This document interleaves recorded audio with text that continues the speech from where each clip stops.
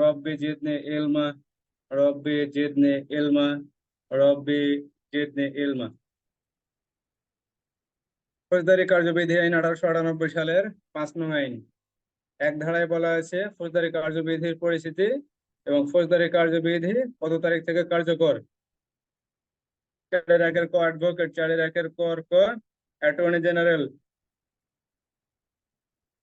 4-1 খ জামিনযোগ্য অপরাধ, জামিনের অযোগ্য অপরাধ, 4-1 গ অভিযোগ বা চার্জ, 4-1 চ আমলযোগ্য অপরাধ, আমলযোগ্য মামলা, আমলযোগ্য, 4-1 প্রকৃত নালিশ, 4-1 ঠ অনুসন্ধান, 4-1 ঠ তদন্ত, 4-1 ঢ আমলের অযোগ্য অপরাধ, 4-1 মূর্ধন্য অপরাধ, 4-1 ত থানার ভারপ্রাপ্ত কর্মকর্তা, 4-1 ধ থানা, 4-1 দন্তন্য পাবলিক প্রসিকিউটর। ধারা 5 দণ্ডবিধির অধীনে অপরাধের বিচার ফৌজদারি কার্যবিধি আইন অনুযায়ী হবে। অন্যান্য অপরাধের বিচারও ফৌজদারি কার্যবিধি আইন অনুযায়ী হবে, কিন্তু নিজস্ব আইনে যদি অনুসন্ধান, তদন্ত, বিচার ব্যবস্থা থাকে তাহলে সেই আইন প্রযোজ্য হবে। ধারা 6 আদালতের শ্রেণী বিভাগ, প্রকারভেদ, ম্যাজিস্ট্রেটের শ্রেণী বিভাগ। ধারা 9 দায়রা আদালত। ধারা 10 নির্বাহী ম্যাজিস্ট্রেট। ধারা 11 জুডিশিয়াল ম্যাজিস্ট্রেট। ধারা 12 বিশেষ ম্যাজিস্ট্রেট বা স্পেশাল ম্যাজিস্ট্রেট। ধারা 22 মফস্বল এলাকার জন্য জাস্টিস অফ দি পিস। ধারা 25 পদাধিকার বলে জাস্টিস অফ দি পিস। ধারা 28 দণ্ডবিধির অপরাধের বিচার কোন আদালতে হবে। ধারা 29 খ কিশোর অপরাধের বিচার। ধারা 31 দায়রা আদালত, হাইকোর্ট অথবা দায়রা আদালত যে দণ্ড দিতে পারেন। ধারা 35 একই মামলায় একাধিক অপরাধের শাস্তি। ধারা 35 ক দণ্ড পূর্বে ভোগ করলে সেই ভোগের দণ্ড বাদ দিতে হবে। ধারা 42 জনসাধারণ সাহায্য করতে বাধ্য। ধারা 43 অন্য কোনো ব্যক্তি যদি ওয়ারেন্ট তামিলের ক্ষেত্রে সাহায্য চায় তাহলে সাহায্য করতে বাধ্য। ধারা 44 জনগণ কতিপয় অপরাধ সম্পর্কে খবর দেবেন। ধারা 45 কতিপয় ব্যক্তি কতিপয় অপরাধ সম্পর্কে খবর দেবেন। ধারা 46 গ্রেপ্তারের পদ্ধতি। 47 অনুমতি নিয়ে প্রবেশ করে গ্রেপ্তার। 48 দরজা জানালা ভেঙে প্রবেশ। 49 দরজা জানালা ভেঙে বাহির। 50 প্রয়োজনের অতিরিক্ত বল প্রয়োগ করা যাবে না। ধারা 51 পুরুষের দেহ তল্লাশি। ধারা 52 মহিলার দেহ তল্লাশি। ধারা 53 51-52 ধারা মোতাবেক তল্লাশি করে যা কিছু পাওয়া যাবে তা হেফাজতে নিতে হবে, বা অস্ত্র যদি পাওয়া যায়, আগ্নেয়াস্ত্র পাওয়া যায় তা আটক করতে হবে। ধারা 54 বিনা পরোয়ানায় গ্রেপ্তার। পুলিশ অফিসার যে সকল ব্যক্তিকে বিনা পরোয়ানায় গ্রেপ্তার করতে পারেন। ধারা 56 ধারা 55 থানার অফিসার ইনচার্জ 3 শ্রেণীর ব্যক্তিকে তার থানা এলাকায় বিনা পরোয়ানায় গ্রেপ্তার করতে পারেন। ধারা 56 থানার অফিসার ইনচার্জ অথবা মামলা তদন্তকারী কর্মকর্তা তার অধস্তনকে গ্রেপ্তারের জন্য নির্দেশ দিতে পারেন। ধারা 57 নাম ঠিকানা জানাতে অনিচ্ছুক ব্যক্তিকে গ্রেপ্তার। ধারা 58 সারা বাংলাদেশে অনুসরণ করে গ্রেপ্তার করা যাবে। ধারা 59 সাধারণ জনগণ কর্তৃক আমলযোগ্য অথবা জামিনের অযোগ্য অপরাধীকে গ্রেপ্তার। ধারা 60 বিনা পরোয়ানায় গ্রেপ্তার করা হলে থানার অফিসার ইনচার্জ অথবা ম্যাজিস্ট্রেটের নিকট রিপোর্ট করতে হবে বা আসামিকে প্রেরণ করতে হবে বা হাজির করতে হবে। ধারা 61 81 24 ঘন্টা অথবা অনতিবিলম্বে আসামিকে ম্যাজিস্ট্রেটের নিকট প্রেরণ করতে হবে। ধারা 62 থানার অফিসার ইনচার্জ কর্তৃক রিপোর্ট। ধারা 63 জামিন মুচলেকা বা আদালতের বিশেষ কোনো আদেশ না থাকলে আসামিকে মুক্তি প্রদান করা যাবে না। ধারা 64 ম্যাজিস্ট্রেটের উপস্থিতিতে অপরাধ করলে ম্যাজিস্ট্রেট নিজে গ্রেপ্তার করতে পারবেন। ধারা 65 ম্যাজিস্ট্রেট তাকে গ্রেপ্তার করতে পারেন, তাকে গ্রেপ্তারের আদেশ দিতে পারেন এবং অন্য ব্যক্তির মাধ্যমে গ্রেপ্তারের জন্য তাকে আদেশ দিতে পারেন। ধারা 66 আইনসঙ্গত হেফাজত হতে পলায়ন করলে তাকে পুনরায় গ্রেপ্তার। ধারা 67 পুনরায় গ্রেপ্তারের ক্ষেত্রে অবশ্যই 47-48 মধ্যে অনুসরণ করা যাবে। 68 সমন। 69 সমনজারি পদ্ধতি। 70 সাবালক পুরুষের নিকট সমনজারি, এখানে অবশ্যই মহিলার নিকট সমনজারি করা যাবে না। 71 লটকে সমনজারি। 72 সরকারি কর্মচারীর নিকট সমনজারি। 73 এখতিয়ারের বাহিরে সমনজারি। 74 সমনজারি প্রমাণ। 75 গ্রেপ্তারি পরোয়ানা। 75-2 গ্রেপ্তারি পরোয়ানা বলবৎ। 76 জামিনযোগ্য গ্রেপ্তারি পরোয়ানা অথবা পরোয়ানায় জামানত গ্রহণের নির্দেশ থাকতে পারেন। 77 একাধিক ব্যক্তি অথবা একাধিক পুলিশ অফিসার দ্বারা পরোয়ানা কার্যকরীকরণ।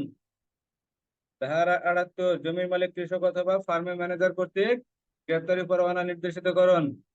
ধারা 79 পদস্থ গ্রেপ্তার পরোয়ানা কার্যকরীকরণ। ধারা ৮০ গ্রেপ্তারের সারমর্ম জানাইতে হবে অথবা গ্রেপ্তারি পরোয়ানা দেখাইতে হবে। ধারা ৮১ অনতিবিলম্বে আসামিকে হাজির করতে হবে। ধারা ৮২ গ্রেপ্তারি পরোয়ানা সারা বাংলাদেশে যে অনুসরণ করে যে কোনো জায়গায় আসামিকে গ্রেপ্তার করা যাবে। ধারা ৮৩ এখতিয়ারের বাহিরে গ্রেপ্তারি পরোয়ানা প্রেরণ।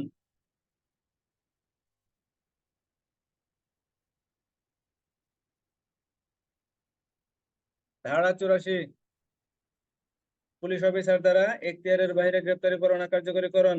ধারা ৮৫ ২০ মাইল দূরে। ধারা ৮৬ আসামিকে যদি রেখে আসা হয় তাহলে সেখানকার পুলিশ কমিশনার, ম্যাজিস্ট্রেট অথবা পুলিশ সুপার কি পদ্ধতি অনুসরণ করবেন। ধারা ৮৭ হুলিয়া জারির পদ্ধতি, হুলিয়ার প্রমাণ। ধারা ৮৮ প্রয়োগ। ধারা ৮৯ প্রকৃত সম্পত্তি প্রত্যর্পণ। ধারা ৯০ সমনের পরিবর্তে অথবা সমনের অতিরিক্ত পরোয়ানা প্রেরণ। ধারা ৯১ উপস্থিত ব্যক্তির নিকট থেকে মুসলেকা আদায়। ধারা ৯২ মুসলেকা লঙ্ঘন করলে পরোয়ানা জারি। ধারা ৯৩ ক বিদেশে সমন প্রেরণ। ৯৩ খ বিদেশে গ্রেপ্তারি পরোয়ানা প্রেরণ। ৯৩ গ বিদেশ হতে প্রাপ্ত পরোয়ানা কার্যকরীকরণ। ধারা ৯৪ পুলিশ অফিসার অথবা ম্যাজিস্ট্রেট পার্সেল দলিল উপস্থাপন করার জন্য বা হাজির করার জন্য লিখিত আদেশ দিতে পারেন বা সমন দিতে পারেন। ধারা ৯৫ ডাক বা তার কর্তৃপক্ষকে হাজির করার জন্য নির্দেশ দিতে পারেন। ধারা ৯৬ তল্লাশি পরোয়ানা। ধারা ৯৭ তল্লাশি পরোয়ানা নিয়ন্ত্রণ। ধারা ৯৮ চোরাই মাল, জাল দলিল প্রভৃতি কিছু থাকলে সেখানে তল্লাশি করা যাবে এবং কনস্টেবলের উপরস্থ যে কোনো পদের অফিসার সেখানে তল্লাশি পরোয়ানা কার্যকরী করতে পারবেন। ধারা ৯৯ নিজ এলাকার বাইরে অর্থাৎ অধিক্ষেত্রের বাইরে তল্লাশি কার্যকরীকরণ এবং সেক্ষেত্রে কোনো কিছু পাওয়া গেলে এখতিয়ারুদ্দিন ম্যাজিস্ট্রেট অথবা তল্লাশি পরোয়ানা যে আদালত ইস্যু করেছেন সেখানে প্রেরণ করতে হবে। ধারা ৯৯ ক বাজেয়াপ্ত অবৈধ প্রকাশনা বাজেয়াপ্তকরণ এবং তল্লাশি পরোয়ানা ইস্যু এবং তল্লাশি কার্যকরীকরণ। ধারা ৯৯ খ যদি কোনো ক্ষতিব্যস্ত আবেদন করতে চায় বা আপিল করতে চায় তাহলে ওই আদেশের তারিখ হতে পরবর্তী ২ মাসের মধ্যে হাইকোর্টে আপিল করতে হবে। ধারা ১০০ বেআইনিভাবে আটক ব্যক্তিকে উদ্ধার। ধারা ১০১ ফৌজদারি কার্যবিধি আইনের ৯৬ হতে ১০০ ধারা পর্যন্ত যে কার্যক্রম, এই কার্যক্রম করার ক্ষেত্রে অন্যান্য ধারার অনুসরণ। ধারা ১০২ ১০২ এর ১ কোনো বাড়ির মালিক বা আপাতত স্থানের মালিকের অনুমতি নিতে হবে। ২ জানালা ভেঙে প্রবেশ করতে হবে। ৩ যদি কাউকে সন্দেহ হয় তার দেহ তল্লাশি করতে হবে। ১০৩ তল্লাশির পদ্ধতি। ১০৪ আদালতে যে দলিল দস্তাবেজ উপস্থাপন করা হবে তা আদালত আটক করতে পারেন। ১০৫ ম্যাজিস্ট্রেট যেখানে তল্লাশি করতে পারেন, ম্যাজিস্ট্রেট যেখানে তল্লাশির জন্য পরোয়ানা ইস্যু করতে পারেন সেখানে নিজে উপস্থিত থেকে তল্লাশি কার্যক্রম সম্পন্ন করতে পারেন। ১০৬ দণ্ডিত ব্যক্তির নিকট হতে মুসলেকা সম্পাদন। ১০৭ অন্যান্য ক্ষেত্রে মুসলেকা সম্পাদন। দণ্ডিত ব্যক্তির ক্ষেত্রে মুসলেকা সম্পাদন ৩ বছরের জন্য, অন্যান্য ক্ষেত্রে ১ বছরের জন্য। ১০৭ ১০৮ রাষ্ট্রদ্রোহ অপরাধের ক্ষেত্রে ১ বছরের জন্য সদাচরণের মুসলেকা সম্পাদন। ১০৮ ১০৯ যে ব্যক্তি অপরাধ করার জন্য আত্মগোপন করে থাকে অথবা যে ব্যক্তির প্রকাশ্য জীবিকা নির্বাহ নাই অথবা যে নিজের সম্পর্কে ব্যাখ্যা দিতে পারে না, সন্তোষজনক কোনো জবাব দিতে পারে না, এরূপ ব্যক্তির ক্ষেত্রে ১ বছরের জন্য মুসলেকা সম্পাদন। ১১০ অজ্ঞাতগত যারা অপরাধী, বিভিন্ন চোর, ডাকাত, খুনি, দস্যুতাকারী, গৃহভঙ্গকারী, অপরাধমূলকভাবে সম্পত্তি আদায়কারী এরূপ ব্যক্তির নিকট থেকে সদাচরণের মুসলেকা সম্পাদন করা যাবে। এখানে ৩ বছর অবশ্যই জামিনদার সহ, জামিনদার ব্যতীত হবে না। ১১০ ধারা। ১১২ ১০৭ থেকে ১১০ ধারার যে কার্যক্রম, এই কার্যক্রমের ক্ষেত্রে সর্বপ্রথম ওই ব্যক্তিকে একটি নোটিশ দিতে হবে। ১১২ ধারায় ১১২ ধারায় নোটিশে আপনার ৪টি বিষয় উল্লেখ করতে হবে। এখানে খবরের সারাংশ, তারপরে মুসলেকার অর্থ পরিমাণ, বলবৎ থাকবে কতদিন আদেশটি, সেই আদেশের মেয়াদ এবং জামিনদারের সংখ্যা, জামিনদার প্রকৃতি ও শ্রেণী উল্লেখ থাকতে হবে। ধারা ১১৩ যদি ব্যক্তি উপস্থিত থাকে তাহলে তাকে আদেশ পড়ে শোনাতে হবে এবং বুঝিয়ে দিতে হবে। ধারা ১১৪ যদি উপস্থিত না থাকে তাহলে সেই ব্যক্তিকে কাছে পৌঁছানোর জন্য সমনের মাধ্যমে জারি করতে হবে অথবা সেই ব্যক্তি যদি কোনো হেফাজতে থাকে তাহলে হেফাজত কর্তৃপক্ষকে হাজির করার নির্দেশ দিতে হবে অথবা পরোয়ানার মাধ্যমে, পরোয়ানা ইস্যুর মাধ্যমে তাকে ওই নোটিশটা প্রেরণ করতে হবে। ১১৫ ১১৪ দ্বারা যে সমন এবং পরোয়ানা ইস্যু করা হয় সেই পরোয়ানার সাথে ১১২ ধারার নোটিশের একটা অনুলিপি প্রেরণ করতে হবে যেন সে বুঝতে পারে তার অপরাধটা কি। ধারা ১১৬ ধারা ১১৬-তে বলা হয়েছে ম্যাজিস্ট্রেট এখানে আসামিকে ব্যক্তিগতভাবে হাজিরা হতে রেহাই দিতে পারেন এবং উকিলের মারফত বা উকিলের মাধ্যমে হাজির হওয়ার জন্য নির্দেশ দিতে পারেন। 117 অনুসন্ধান, 118 অনুসন্ধানে যদি প্রমাণিত হয় তাহলে মুচলেকা আদায় করতে হবে। 119 যদি প্রমাণিত না হয় তাহলে অব্যাহতি প্রদান করতে হবে। 119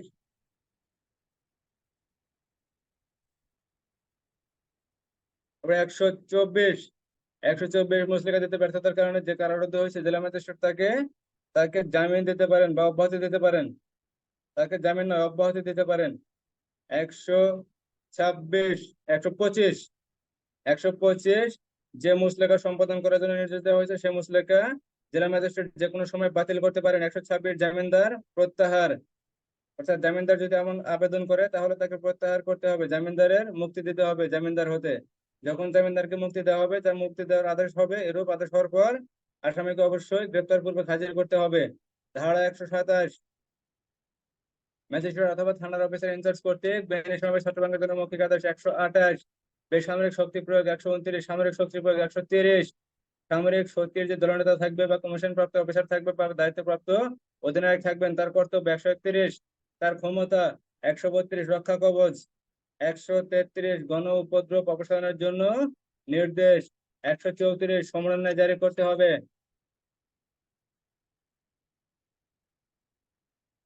সমরান্বয় জারি করতে হবে। সমরান্বয় যদি জারি করা সম্ভব না হয় তাহলে ঘোষণার মাধ্যমে বিজ্ঞাপিত করে একটি অনুলিপি প্রকাশ্য স্থানে লটকিয়ে দিয়ে জারি করতে হবে। 135 ওই যাকে আদেশটি দেওয়া হবে সেই ব্যক্তি আদেশটি পালন করবেন অথবা কারণ দর্শাবেন। 136 আদেশ পালন করবে না বা কারণ না দর্শাবে সেক্ষেত্রে করণীয়। 137 কারণ দর্শানোর জন্য হাজির হলে তার সাক্ষী নিতে হবে এবং অন্যান্য ব্যক্তিরও সাক্ষী আদায় করতে হবে। ম্যাজিস্ট্রেট যদি সন্তুষ্ট হন তাহলে আদেশটি যুক্তিসঙ্গত নয় বা যুক্তিসঙ্গত ম্যাজিস্ট্রেট যদি সন্তুষ্ট হন যে আদেশটি যথাযথ বা যুক্তিসঙ্গত নয় তাহলে ব্যবস্থা গ্রহণ করা যাবে না। আর ম্যাজিস্ট্রেট যদি মনে করেন যে আদেশটি যুক্তিসঙ্গত ও যথাযথ তাহলে আদেশটি স্থায়ী করতে হবে। 140 আদেশটি স্থায়ী হবার পর করণীয়। আদেশটি স্থায়ী হলে ম্যাজিস্ট্রেট ওই ব্যক্তিকে একটি নোটিশ দেবেন এবং আদেশে বর্ণিত কাজ করার জন্য নির্দেশ দেবেন। আদেশে বর্ণিত সময়ের মধ্যে যদি কাজটি সম্পন্ন না করেন তাহলে ম্যাজিস্ট্রেট নিজেই কাজটি সম্পন্ন করবেন এবং তার অস্থাবর সম্পত্তি ক্রয় করে বিক্রয় করে তার ব্যয়ভার মেটাবেন। 140 উক্ত কাজের বিরুদ্ধে দেওয়ানি আদালতে কোনো মামলা দায়ের করা যাবে না। ধারা 143 পুনরাবৃত্তি। ধারা 143 গণ উপদ্রবের পুনরাবৃত্তি অথবা গণ উপদ্রব বহাল রাখা যাবে না। ধারা 144 জরুরি আদেশ জারি। ধারা 145 জমি ও পানি সংক্রান্ত বিরোধ, অর্থাৎ জমি ও পানি সংক্রান্ত দখল নিয়ে বিরোধ। ধারা 146 বিরোধের বিষয় প্রয়োগ করার ক্ষমতা, অর্থাৎ যে বিষয়টি নিয়ে বিরোধ হয় সে বিষয়টি ম্যাজিস্ট্রেট প্রয়োগ করতে পারেন। ধারা 147 স্থাবর সম্পত্তি জমি বা পানি ব্যবহারের অধিকার নিয়ে যদি কোনো বিরোধ সৃষ্টি হয় তাহলে ধারা 147 ধারা 148 সরজমিনে অনুসন্ধান করা যায়, অর্থাৎ ম্যাজিস্ট্রেটের এখতিয়ারধীন এলাকায় যদি কোথাও জমি বা পানি দখল নিয়ে অথবা জমি বা পানি অধিকারের ব্যবহারের অধিকার নিয়ে যদি কোনো বিরোধের সৃষ্টি হয় তাহলে ম্যাজিস্ট্রেট সেখানে সরজমিনে তদন্ত করতে পারেন বা অনুসন্ধান করতে পারেন। তিনি নিজে অনুসন্ধান করতে পারেন অথবা তার অধস্তন দ্বারা অনুসন্ধান করাইতে পারেন। এখানে অধস্তন দ্বারা কোনো অনুসন্ধান করানো হলে যে রিপোর্টটা প্রেরণ করবেন সেই রিপোর্টটা সাক্ষ্য হিসেবে ব্যবহার করা যাবে এবং অনুসন্ধানের ক্ষেত্রে অর্থাৎ এই বিরোধীয় বিষয় নিয়ে যে প্রসিডিং চলাকালীন সময় উকিলের ফি, যাতায়াতের ফি, খাওয়া দাওয়া ফি, এখানে যা যা কিছু হবে সবকিছু কে বহন করবেন তা আদালত নির্ধারণ করে দিতে পারেন। ধারা 148 ধারা 1 হতে 148 পর্যন্ত কোনো ঝামেলা আছে?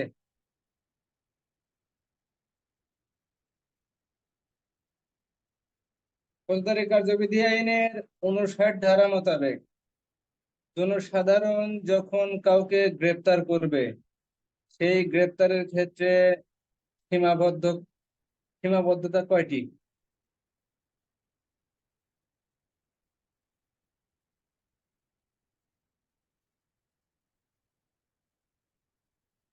অপশন দেন। 2টি, 3টি, 4টি, 5টি? 3টি। 3টে কি কি?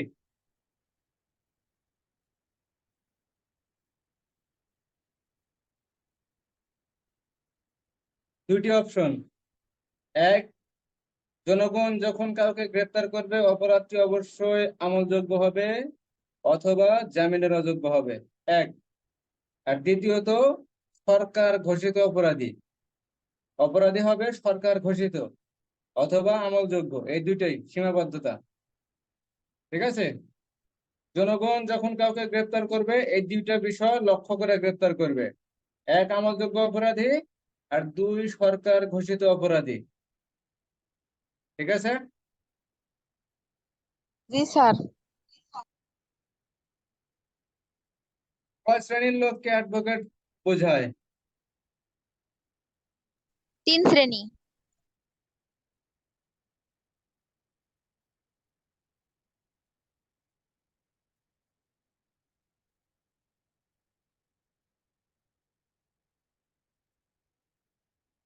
ফৌজদারি আদালতে কয়টি আইন সবসময় কাজে লাগে? 3টি। তিনটে কি কি বলেন?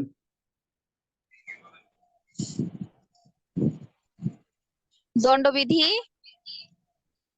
সাক্ষ্য আইন আর ফৌজদারি কার্যবিধি আইন। বললাম পুলিশে সর্বনিম্ন কোন পদের অফিসারকে স্পেশাল ম্যাজিস্ট্রেট নিয়োগ করা যায়?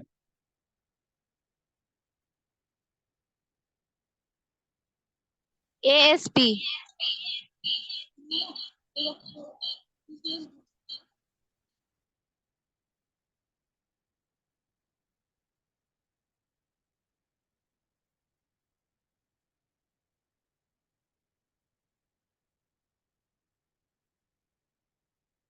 ফৌজদারি কার্যবিধি আইন অনুযায়ী কিশোর অপরাধের বয়স কত?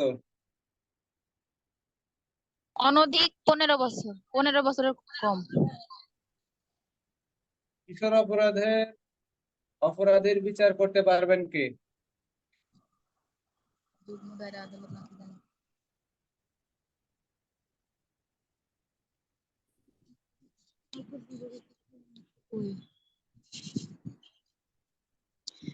চিফ চিফ মেট্রোপলিটন ম্যাজিস্ট্রেট বা চিফ জুডিশিয়াল ম্যাজিস্ট্রেট।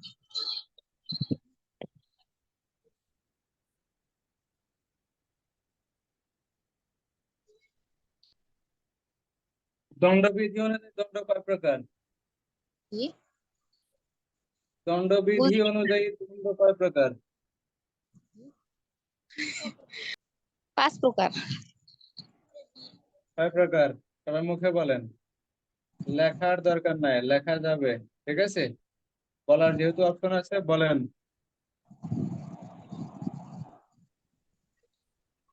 6 প্রকার।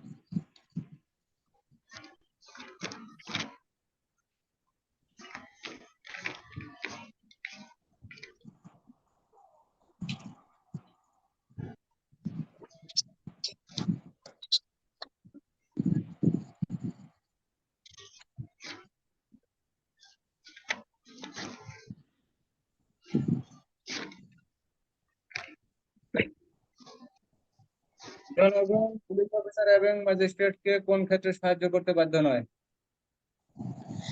ফেরারি আসামির নাম, ঠিকানা এবং সাক্ষী খুঁজে দিতে।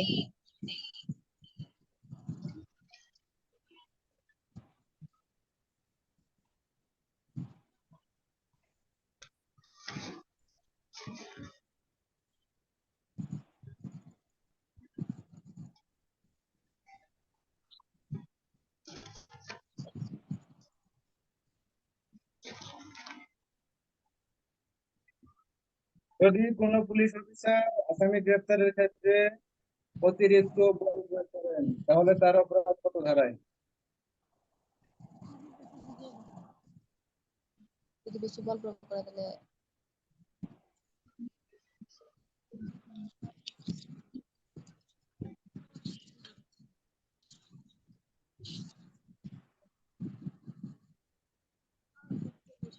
দণ্ডবিধির 202 ধারায়। না, 331 স্যার, 331। দণ্ডবিধি 331। তো অপরাধীকে গ্রেপ্তারের ক্ষেত্রে যদি প্রয়োজনের অতিরিক্ত বল প্রয়োগ করেন তাহলে তিনি দণ্ডবিধি ধারায় অপরাধী হবেন। 331।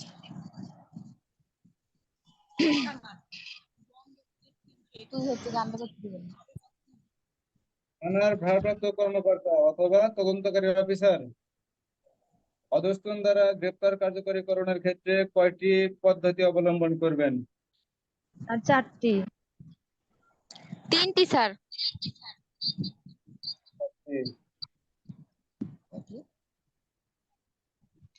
ফৌজদারি কার্যবিধি আইনের 57 ধারা মোতাবেক গ্রেপ্তারকৃত আসামি যদি বিদেশি হয় তাহলে তার জামিনদার কে হবেন? বাংলাদেশের বিদেশ এক বেকার থানার অফিসার ইনচার্জ থানা এলাকায় দৈনিক গ্রেপ্তার সম্পর্কে বিনা পরোয়ানায় গ্রেপ্তার সম্পর্কে রিপোর্ট প্রদান করবেন কার কাছে? মেট্রোপলিটন জেলা ম্যাজিস্ট্রেট হলে জেলায় হলে জেলা ম্যাজিস্ট্রেট নিয়োগ করে। আর থানায় যে প্রশ্ন করলো 3টি না 4টি হলো কোনটি চিফ হবে? জুডিশিয়াল থানা এলাকায় বিনা পরোয়ানায় গ্রেপ্তারকৃত সকল ব্যক্তিকে যদি জেলায় হয় তাহলে জেলা ম্যাজিস্ট্রেট, আর যদি মেট্রো এলাকা চিফ হয় তাহলে চিফ মুখ্য মহানগর মেট্রোপলিটন। স্যার ওই যে একটা প্রশ্ন করলেন না, ওই যে গ্রেপ্তার মানে গ্রেপ্তারের যে হচ্ছে ইয়া দিবে অধস্তনকে, ওটা কয় প্রকার হবে? 3টি না 4টি? 3টি হবে না? কি বললো? একটা বিষয় হলো আদেশটা লেখা দেবে, আদেশের হ্যাঁ কপিটা তার স্যার কাছে দেবে। 4টি আমি 4টি লিখে রাখছি তো। 3টি হবে। অপরাধীর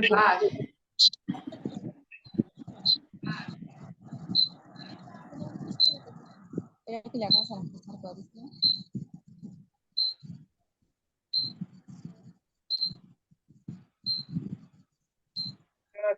গ্রেপ্তারের পর কয় ধাপে 71 স্যার। সমন কয় কপিতে ইস্যু করা হয়? স্যার সমান 2 গ্রেপ্তারি পরোয়ানা কয় কপিতে ইস্যু করা হয়? আর 1 কপিতে 75 ধারা। ক্রিয়া কয় কপিতে ইস্যু করা হয়? জি স্যার। হুলিয়া কয় কপিতে ইস্যু করা হয়? 3 কপিতে না স্যার। 3 কপিতে।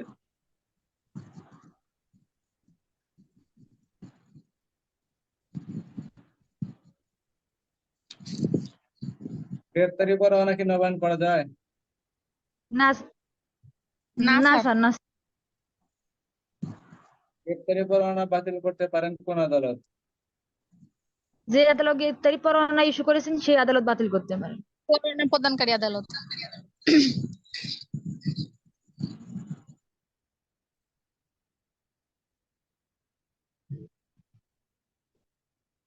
জামানত গ্রহণের যে আদেশটা থাকে, যে পরোয়ানাটা থাকে, সেই পরোয়ানায় কয়টি বিষয় উল্লেখ থাকে? 3টি। 2টি, স্যার এই 5টি? 3টি। 3টি স্যার। কি বলতে পারবেন? জামিন হ্যাঁ। জামিনদারের সংখ্যা, যে পরিমাণ অর্থের জন্য জামিনদার দায়ী, আহ, এবং সময় বা যখন আদালতে হাজির হতে হবে। আদালতে মুর্শিদাবাদকে হাজির করতে হবে। জি স্যার।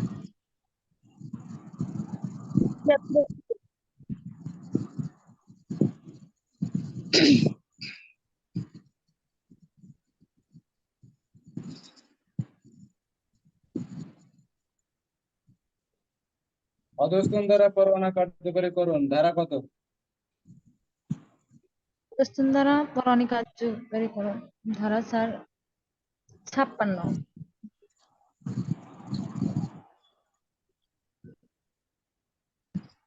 তার বেহাল দশা। 56তে হলো বিনা পরোয়ানায় অধস্তন, আর জি স্যার। 59 পরোয়ানা মূলে। এখানে পরোয়ানা মূলে, ওটা হলো পরোয়ানা ছাড়া। এটা কোন ধারা বললেন স্যার? প্রশ্নটা স্যার 79। আরেকবার বলেন স্যার। পরোয়ানা অধস্তন দ্বারা কার্যকরী করুন ধারা কত? 79 স্যার। জি স্যার।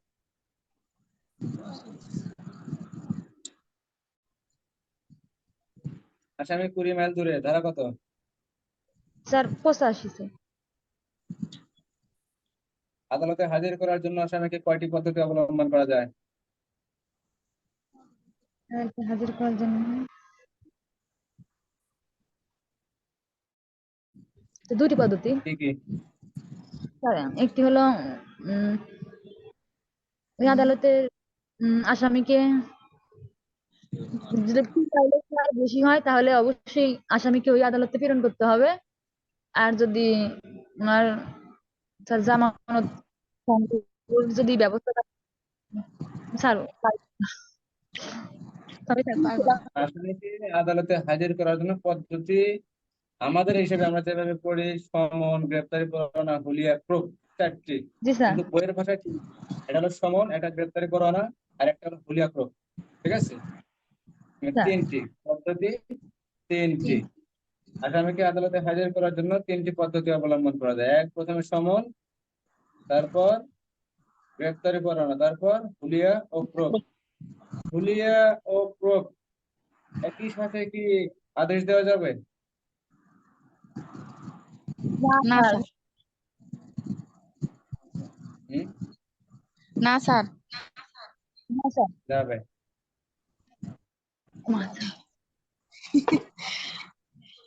স্যার কিন্তু একটা স্যার প্রশ্ন ছিল কোনটা যেন একসাথে জারি করা যায় সেটা জানি কোন ধারাটা কোন গ্রেপ্তারি পরোয়ানা বলিয়ান মনে হয় একসাথে না কোনটা যেন জারি করা যায় স্যার এই প্রশ্নটা 90 সমনের অতিরিক্ত পরোয়ানা বা সমনের পরিবর্তে পরোয়ানা। হ্যাঁ। সমন ইস্যু করা হয়েছে, জারি করা হয়েছে, সাথে সাথে আবার গ্রেপ্তারি পরোয়ানা ইস্যু করা যায়। ও কার কি যেন কইলো ভুলে গেছি। তো স্যার আসামিকে ওই যে 3টি পদ্ধতি বলেন কি কি? গ্রেপ্তারি পরোয়ানা, হুলিয়া এবং প্রকার কি? ওই সমন তিনটি প্রথমে, গ্রেপ্তারি পরোয়ানা হুলিয়া আর কোর্ট মিলে একটা। গ্রেপ্তারি পরোয়ানা, তারপরে হুলিয়া ও প্রোক একটা। এক সমন, 2 গ্রেপ্তারি পরোয়ানা, 3 হুলিয়া ও হুলিয়া। প্রোক।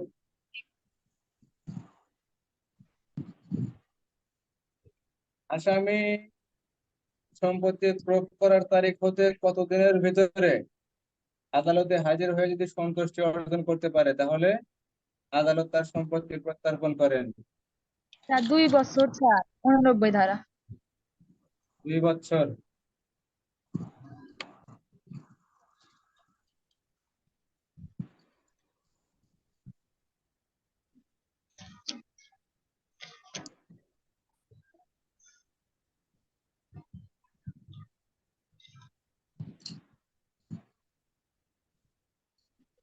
প্রকৃত সম্পত্তিতে যদি কোনো ব্যক্তি দাবি করেন অপর কোনো ব্যক্তি, সেটা কত দিনের ভিতরে করতে হবে?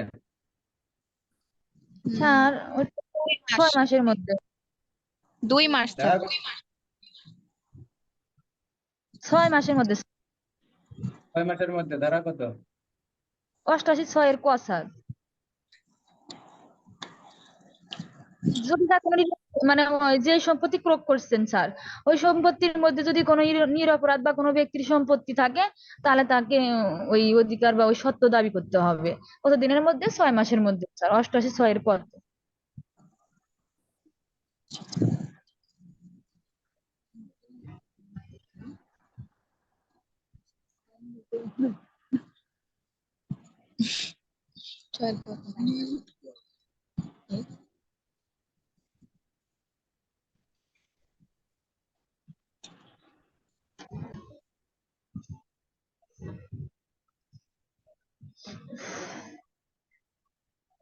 মোতাবেক কোন ব্যক্তির কাছে দলিল, পার্সেল বা বস্তু চাওয়া যাইতে পারে? 1 সন্দেহভাজন ব্যক্তির নিকট, 2 আসামির নিকট, 3 যার কাছে দলিল বা পার্সেল আছে, 4 একজনও না। যার কাছে যার কাছে দলিল বা পার্সেল আছে। তাকে সমন দিয়ে ওই যে দলিলটা আদালতে উম, বা পুলিশ অফিসারের নিকট হাজির করার জন্য সমন দিতে হবে। তার কাছে চাওয়া যাবে না, জি স্যার। দলিলটা চাওয়া যাবে না কার কাছে? আসামির নিকট থেকে স্যার।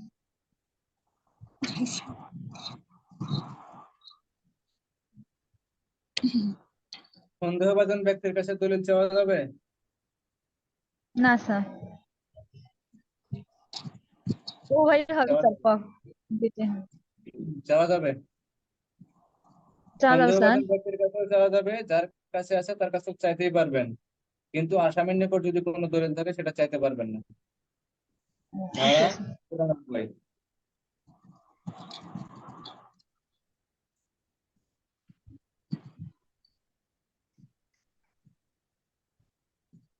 ডাক বা তার কর্তৃপক্ষের নিকট বা হেফাজতে রক্ষিত কোন দলিল, পার্সেল বা বস্তু উদ্ধারের জন্য তল্লাশি পরোয়ানা মঞ্জুর করতে পারেন কোন ম্যাজিস্ট্রেট?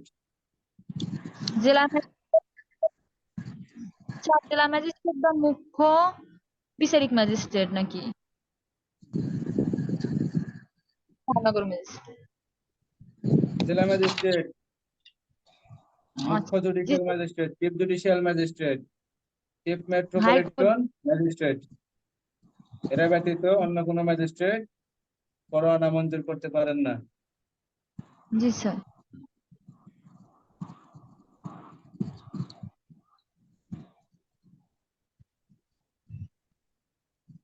চোরাইমাল জাল দলিল উদ্ধারের জন্য তল্লাশি করতে পারেন কোন পদের পুলিশ অফিসার?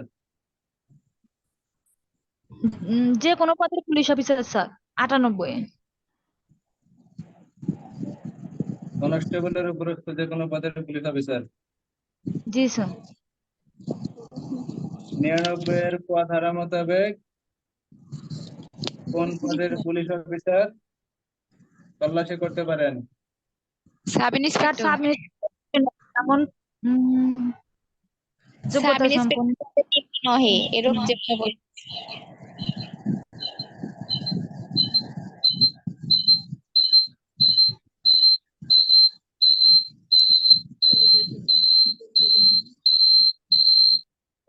সাউন্ড হয়।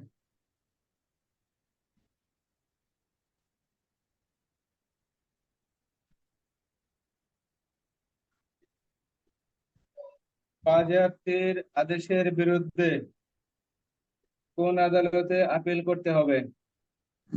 হাইকোর্ট। হাইকোর্ট বিভাগ। কত দিনের ভিতরে? 2 মাস।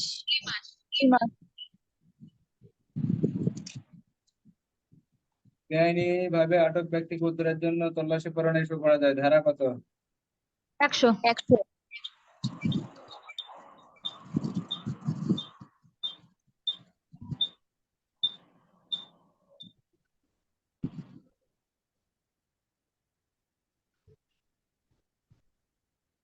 103 ধারায় তল্লাশির ক্ষেত্রে সাক্ষী ডাকার ক্ষেত্রে তাদের কয়টি গুণ থাকতে হবে? জি স্যার। 103 ধারায় তল্লাশির ক্ষেত্রে সাক্ষীর যোগ্যতার গুণ কয়টি? স্যার 103 তো স্যার যে 2 বা 3 জন গণ্যমান্য ব্যক্তিকে সাক্ষী হিসেবে ডাকতে হবে। আর লাস্টে স্যার কি বললেন? বললাম 103 ধারায় যে তল্লাশি করা হবে সেই তল্লাশির ক্ষেত্রে যে সাক্ষী হবে সেই জি স্যার। সাক্ষীর কয়টি গুণ থাকতে হবে?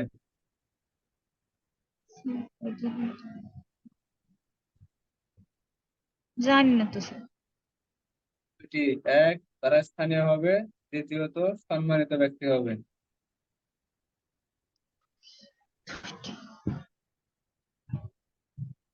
বোঝা গেল? জি স্যার, 2টি।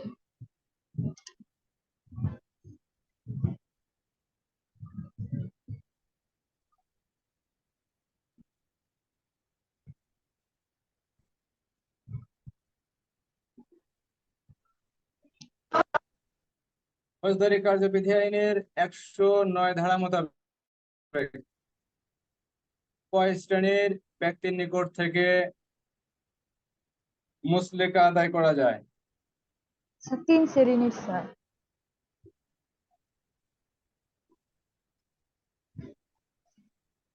ফৌজদারি কার্যবিধি আইনের 110 ধারা মোতাবেক সদাচরণের মুচলেকার ক্ষেত্রে জামিনদারের সংখ্যা হবে কতজন?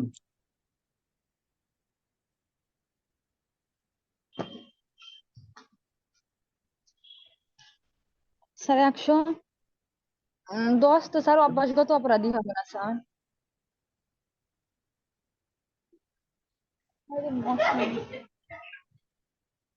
অপরাধী অভ্যাসগত, কিন্তু মুচলেকা সম্পাদন করা হবে সদাচরণের।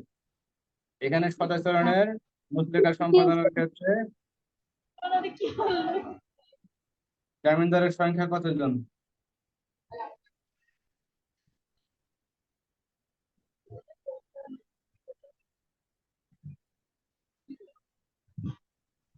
সাধারণ বলতে পারতেছেন, এক বা একাধিক, ওই প্রত্যেক ক্ষেত্রেই। ঠিক আছে, আর ওই এখানে সাথে জামিনদার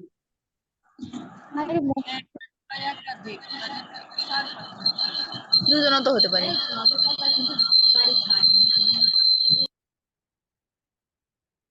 রাষ্ট্রদ্রোহ অপরাধের ক্ষেত্রে মুচলেকা সম্পাদন করা হয় জামিনদার সহ না জামিনদার ব্যতীত?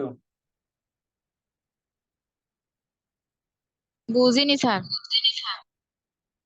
রাষ্ট্রদ্রোহমূলক অপরাধের ক্ষেত্রে মুচলেকা সম্পাদন করা হয় জামিনদার সহ না জামিনদার ব্যতীত? জামিনদার সহ। জামিনদার সহ, জামিনদার ব্যতীত, দুইটাই। শুধু 110 ধারায় জামিনদার সহ, যেখানে অভ্যাসগত অপরাধী, যে সকল অপরাধীর অভ্যাসী অপরাধ করা, এই সকল অপরাধীর যখন মুচলেকা সম্পাদন করা হয় 110 ধারায়, তখন তাদের নিকট থেকে সদাচরণের মুচলেকার ক্ষেত্রে অবশ্যই জামিনদার সহ, জামিনদার ব্যতীত এই মুচলেকা সম্পাদন করা যাবে না। সে যদি জামিনদার দিতে না পারে, তাহলে তাকে মুচলেকা সম্পাদন করা যাবে না। ধারা 110।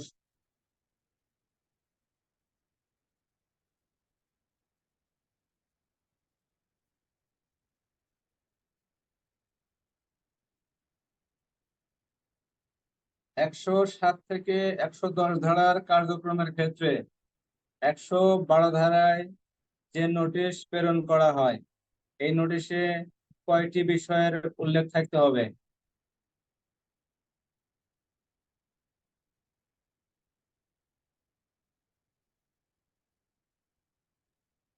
তিনটি। 4টি। খবরের সারাংশ, অর্থের পরিমাণ, মুচলেকা যে গ্রহণ করা হবে, মুচলেকা কতদিন বলবৎ থাকবে সেই বিষয়, আর জামিনদারের সংখ্যা, প্রকৃতি ও শ্রেণী, 1টি। মোট 4টি।